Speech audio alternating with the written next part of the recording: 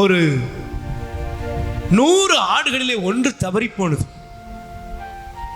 அவன் 99 ஆடுகளை விட்டுவிட்டு அந்த காணாமல் போன ஆட்டை கண்டுபிடிச்ச உடனே மகிழ்ந்தான். ஒரு பெண்ணிடமிருந்து ஒரு காசு காணாம போயிட்டு அவள் அதை கூட்டி பெருக்கி கண்டுபிடித்தவுடன் என்ன செஞ்சா தெரியுமா? சுத்தி இருக்கிறவங்க எல்லாம் கூப்பிட்டு சொன்னாலா, வாங்க என் சந்தோஷத்துல நீங்களும் பங்கு பெறுங்க, காணாம போனதை கண்டுபிடிச்சிட்டேன்.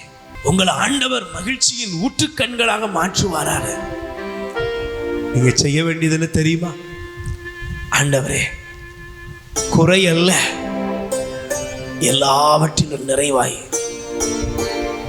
ஆண்டவரே எல்லாருக்குள்ளேயும் நான் மகிழ்ச்சியை காண எனக்கு அந்த இருதயத்தை தாங்கன்னு கேளுங்க.